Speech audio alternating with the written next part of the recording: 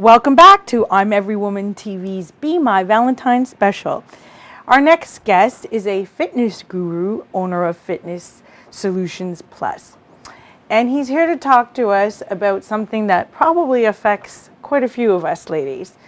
You know, when we're eating right, we're watching the calories, we're counting them, we're exercising maybe even every day at the gym, and we're not seeing the results. We cannot shed those extra pounds. So I brought Igor in to talk about the Hormone-Body Fat Connection, and there is one. Well, we'll learn a little bit more about it and what you can do to have that figure you've always dreamed about. Welcome, Igor. Thank you, Jeanette. Okay, Very excited to be here. And I'm very excited to have you, and it's Igor Klibanov. Very good. Okay, finally.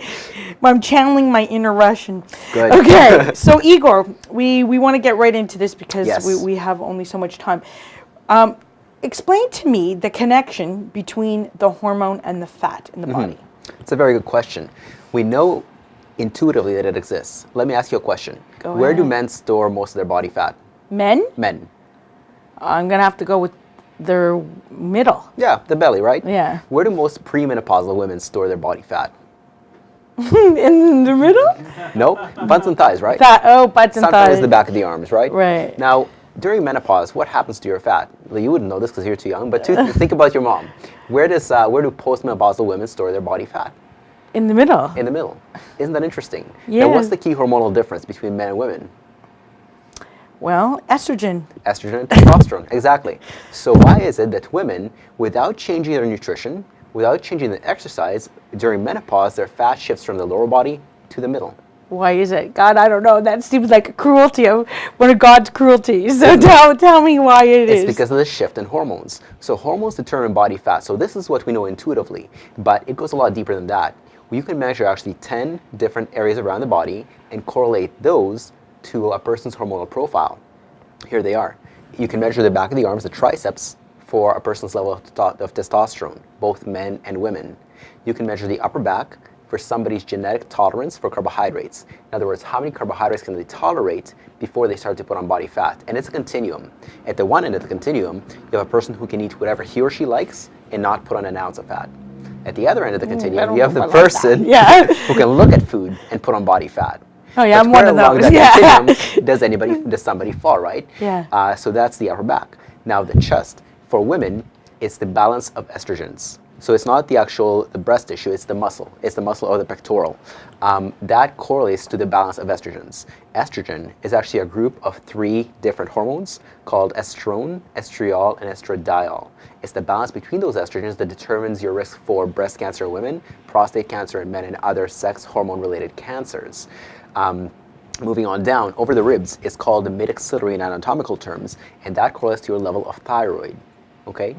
Moving on down, your love handles, they correlate to your insulin. So if you're eating a chronically high carbohydrate diet, you're going to store a predominantly high amount of body fat, specifically in the love handles. Belly correlates to cortisol, the stress hormone. So Now in women, cortisol can be really high, and a lot of that Yes. is, if I'm given to understand, it's stress induced. Is that correct? Not necessarily. Not necessarily. Cortisol has a natural daily rhythm. You start in the morning, your cortisol is naturally high. A healthy person will have high cortisol in the morning. It drops throughout the day, and at night it goes down. At about 6 to 8 o'clock in the morning, it peaks again. That's what allows you to wake up. Cortisol is not an evil hormone. It only does its damage when it's either too high or too low. Whenever we're under stress, cortisol is supposed to rise, and it's supposed to fall naturally. Exercise is a form of stress. When you're exercising, it should rise and fall naturally. The problem happens when it rises and stays high. That's where the problem happens, when you lose that cortisol rhythm. So cortisol is not necessarily an evil hormone, it's just in the wrong quantities. It can affect many other hormones. So the belly, the fat on the belly, correlates to cortisol. Now, when I say stress, I don't just mean mental emotional stress. It's not just finances, deadlines, relationships. It's stress is that for sure, but it's also poor nutrition. It's also too much exercise, not enough exercise, pollution, radiation, etc. Moving on down, the quadriceps and hamstrings, the front and back of the thighs, correlate to estrogen. The front of the thighs correlate to something called endogenous estrogen, meaning your body's natural production of estrogen. Back of the thighs, exogenous estrogen, or estrogens you get from the environment, like birth control, like hormone replacement, like plastic bottles, etc., etc. Knees and calves correlate to growth hormone. And here's an interesting tip. The knees will get 2 or 3 millimeters fatter 2 or 3 days after drinking alcohol. Wow. Very, very interesting. So for any of the viewers who have teenagers at home, measure your teenager's knees. Okay. Yeah. You're home late. I'm measuring your knees. That's right. Okay. So I just want to kind of move on because this is all in line with my questions. Yes. So, for example, you mentioned that there's different types of hormones in the body. Insulin's one, cortisol's another, thyroid is the third. Yeah. When they there's many more. And there's more. Yes. And I guess when they're out of whack, we tend to see more body fat on us and or have a tendency to have more difficulty losing weight. So I guess I would like to know what you can do as a fitness guru to specifically target those areas and issues and help women who are having trouble losing weight lose that weight, that they want the body back. I mean, I think what happens is when we're younger in our 20s, like we have less hormones at play, so we have a more svelte figure. And then we get pregnant and we start, that changes our hormones. Breastfeeding changes the hormones. Then, after 35, your hormones change. And then again, when you hit the menopause years, they change again. So I think this is a very relevant point that, covering the spectrum of my viewers who are watching today want to know. How can they get that fat off them? Very good question. Here is one very, very important lesson. Your body fat is much more determined by hormones than it is by calories. All right? So hormonal balance will lead to low body fat naturally. Why? Because body fat in and of itself is an endocrine organ. Body fat releases hormones. It's not just inert, it's not just there, it's ugly, etc. It actually releases hormones, primarily estrogen. So if you have too much body fat, first and foremost, you're going to have some estrogen imbalance. But the first step to balancing your hormones, and before I do this, I should preface this by saying I am a fitness professional, I am an entrepreneur, I am not an endocrinologist or a gynecologist or a doctor. But the first step would be to get them balanced. Yes. So see the doctor first. Okay. See the then doctor come first. see Igor. Yes. But the first step is to balance your hormones. How do we do that? There is certain hierarchy of hormones, ones that you have most control over to ones that you have the least control over. The single most controllable hormone in the body is insulin. Yes. The only thing that controls insulin is what you put in your mouth. Right. So let's get into that because I'm a diabetic, so insulin is a part of my life. Yeah. I personally can relate to everything you're saying. Yeah. Maybe like some of my viewers, I tend not to have much fat on my body and build like a ton of muscle like a man, except for the middle, where it's like impossible to get a flat stomach. Yeah. So controlling what we eat. Let's talk a little bit about that. Low carbs, high carbs, any kind of carbs. Yeah. Should we be eating them? If so, in what proportion, in what quantity, or should we not be eating them at all? There's a lot of diets today, like Dr. Poon and Dr. Green, who stress no carbs of any kind, including fruit, and strictly the protein-vegetable balance. What do you feel about that? I think that's a very, very good question, and the unfortunate answer is that it depends. It depends. So eliminating carbs from the diet may not be the answer, or is it that we need to eliminate high carbs and replace them with low carbs? Like, what are they? What should we be eating? So remember how earlier I mentioned that there's a continuum of carbohydrate sensitivity. In other words, how many carbohydrates can you eat before you start to put on body fat? Remember that continuum? Yes, in the back of my neck. Exactly. Yeah. So at the one end, at the one end, you have the person who can eat whatever he or she likes and not put on body fat. At the other hand, we have a diabetic who can look at a bowl of pasta and put on body fat. But where along that continuum do you fall? So here is the way I like to approach things. For the first 2 weeks, we only eat meat, fish, seafood, and whatever veggies you like, except for potatoes. All right? Okay. Nuts, seeds, and everything. So no carrots eliminated, no tomatoes eliminated, no beets. So because they do that on other diets. Yes. They really restrict that out. In extreme cases, that might be called for, but most cases are not that extreme. So that's where we start. Now, 2 weeks later, we measure your body fat again. If it dropped, that means you can tolerate that level of sugar, so we can add in one more thing. We add in the berry family, blueberries, raspberries, strawberries, blackberries, etc. We measure your body fat again 2 weeks later.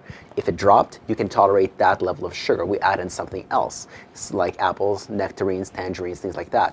We not measure a piece body of cake fat. though, right? Not yet. It might come. Comes later. Keep in mind, it's not Okay. like it's gone forever. One in every 30 meals, you can have whatever you like. If you think about it, 30 meals is anywhere between 5 and 7 days.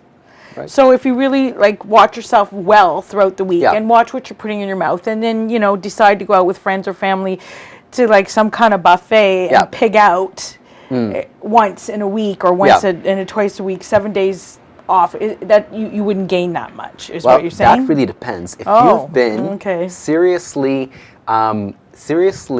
changing the way you're eating, and then you go out on a single meal and you do whatever you like, in fact, you make a point of stuffing yourself, you're going to have a very, very hard time losing body fat, because that one meal can set you back 3 or 4 days. So it's Wow. like one step forward, one step back, one step forward, one step back. That leads to a lot of frustration, as you can imagine. So do you recommend to like eat at home, because then you can control what you're putting in the food, or there's Yeah. less sodium, less sugar, can but eat- it does make for a restricted lifestyle though. No, yes, not 100%. Now, I'm not saying you should eat at home. You should certainly have a social life and an active one at that.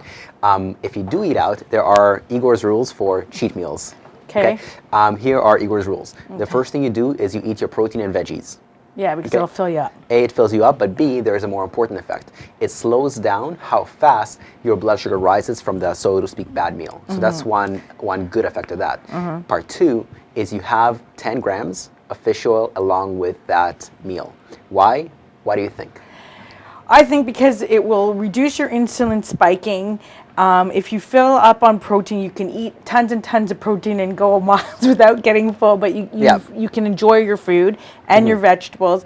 And then when you it won't screw up your diet for the rest of the week. That's what Exactly. I think. And then Very you won't good. even want those carbs. You won't even go for the rice and the noodles and the other stuff, because you'll be so full with the good stuff. Exactly. Yeah. Here's an interesting lesson. The body does not crave calories. It craves nutrients. So why do we get women? Why do they get cravings for chocolate around their menses? Yeah, why? Or salt and vinegar chips. That's Salt the and other. vinegar chips. Yeah. Why is that? It's the magnesium in chocolate. Oh, is that what we love? Chocolate about is it? rich in magnesium. Now, magnesium is a muscle relaxer. It's a natural muscle relaxer. So when you're getting cramps, magnesium helps. And women intuitively know that chocolate helps. It does. Isn't that interesting? I can't I think resist chocolate a piece helps of chocolate. everything, right? It does.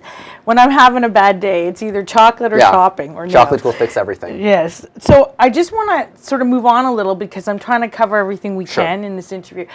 And one of the things, like supplements. So for example, we know that we should be taking supplements. Magnesium as a supplement might help us crave our sugar cravings, or Yep. chromium might help us Yes. crave our sugar cravings. But now we hear a lot from Dr. Oz about Yes. green tea, Green coffee bean extract. green coffee bean, right? Green coffee bean extract and raspberry ketones. Yes. And this is the rage in Hollywood. They claim that this particular magic pill will in fact keep you thin. Yeah. Do you agree with it? Do you think some people should be taking it? When is it? Yep. When is it good? When is it harmful? Because, for example, if you're already on other medications, including medications to control hormones like thyroid and insulin, it could be a detriment to add this. So I think Yeah. I'd like this is a serious matter. Please comment on it, because I think the viewers need to know before they rush out and spend money on green coffee bean and raspberry ketone. You're absolutely right, and these things are flying right off the shelves. And I think Dr. Oz is doing a fantastic job in the natural health field, but I think also that there isn't enough research behind raspberry ketones and green coffee bean extract to necessarily justify their use. And I talked specifically about raspberry ketones in one of my newsletters, which I offer for free. But when I actually did the research on raspberry ketones, there is no research in humans. It's in mice. And two, all the research is promising. I'll put it that way. Here's what the research showed. When mice were fed high-calorie diets, those given raspberry ketones did not put on body fat. They didn't lose body fat, but they didn't put on body fat. But again, those are mice. It's not humans. Two, we don't know the long-term effects of raspberry ketones or green coffee bean extract. On the other side of the coin, green coffee bean extract, there is one research study and it's only one. But it is promising. People actually lost, I believe, 2% body fat over either a 6 or an 8 week span. It's promising. But again, it's just one study. In science, you always want to replicate things. Why is it that vitamin C and vitamin D right now aren't getting as much press as raspberry ketones or green coffee bean extracts? Because they're not as fashionable right now. Not as fashionable, but there are hundreds, thousands of studies establishing their usefulness. It's tried, tested, and true, but it's not trendy because it's so what you're saying is don't throw away your insulin medication or your type 2 diabetes pills, whatever. No. In replacing this, or even your thyroid pills, which, a lot of people do get information overload or tend to want to replace things, Yeah, absolutely. Before cutting anything out of your medications, definitely speak to your doctor first. Okay, so we're running out of time. Got 2 quick questions for you. You're going to have to do this a little bit quick. Yes. Okay, so you're at a gym. You're working out. You're not getting the results, particularly if you have this hormone-body fat connection problem.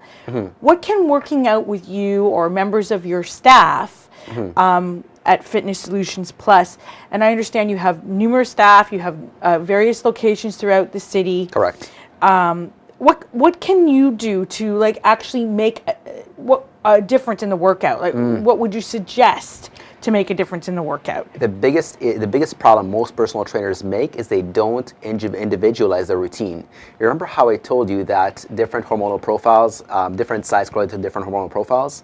Well, different hormonal profiles necessitate different approaches. The worst thing you can do for belly fat is long duration cardio. The worst thing you can do for belly fat is long duration cardio. So if you're running to classes every day and or running on the treadmill and or the stepper can actually that's the worst thing you can do for belly fat. Oh, now, really? If it's your love handles, that's what they told me to do. Okay, yeah. But if it's your love handles, that might not be so bad. Okay? So what about going to Zumba classes and other type of classes? Can that be a good way to target this kind of love handle thing? As with anything, the answer is it depends. It depends on your specific profile. In other words, is love handles the highest area or is belly fat the highest area? In addition to that, do you have symptoms of insulin resistance, even if you're not a diabetic?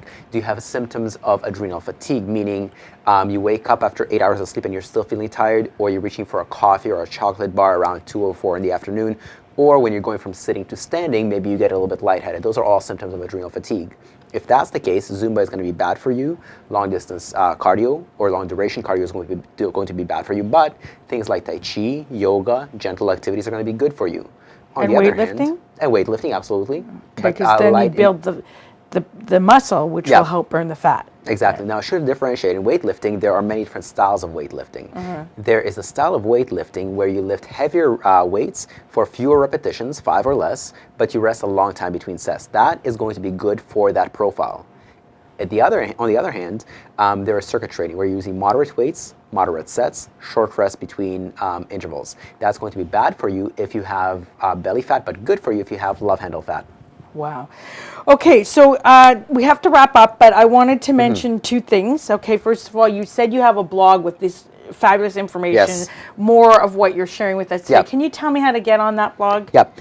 It's actually a free newsletter that I have. It comes out every Monday. No sales pitches, just legitimately good information like this. To find it, just go to torontofitnessonline.com/blog. And if you look at the top right-hand corner, there is a sign-up form. If you let me know that you would like to receive the newsletter, I'll send it off to you. Okay, and your website is torontofitnessonline.com. And now let us not forget your giveaway, which is an excellent one. So ladies, if you'd like to work out with obviously an educated man who knows a little bit about the hormone fat connection and get a different perspective on your workouts, you can qualify to win a workout with Igor at his gym. Igor's gym is in the Markham area, located at Markham Road. Woodbine and Denison. Oh, sorry, Woodbine and Denison. The value is $90. Now, to claim it, you need to send Igor an email. So that is Igor at torontofitnessonline.com. Again, Igor at torontofitnessonline.com, and you could qualify to win it. A training session for $90 plus HST to get you started on your way. So I guess we're out of time. I wanted to ask you one thing in parting, and Please. that is, why did you choose to get involved in this type of field, fitness? Did you good have question. a fat issue as a No child? fat issue. No? It's just that it's a funny story. I learned how to walk on a ping pong table. Oh, wow. That's interesting. Then when I was 6 years old, my dad installed a chin-up bar in my house, and he told me you do one set of chin-ups every day for the rest of your life. And until about age 10, I listened to him, at which point I moved to Canada and we lost our chin-up bar. So by age 10, I was doing 19 chin-ups, which for the military, I believe you only need like 18. But I was doing that at age 10. Wow, you were well trained. I was well trained, exactly. Okay. Russian parents, you know? Exactly. So you really know fitness. And again, it's TorontoFitnessOnline.com. Right. Thank you. Okay. Thank you, ladies, for being with us today. I want to tell you that this is a show for you to get personal and professional fulfillment and the muster to tackle anything in your life. We cover all the issues here. So please join us next time on I'm Every Woman TV. And until then, continue to be fabulous and have yourself a great Valentine's Day.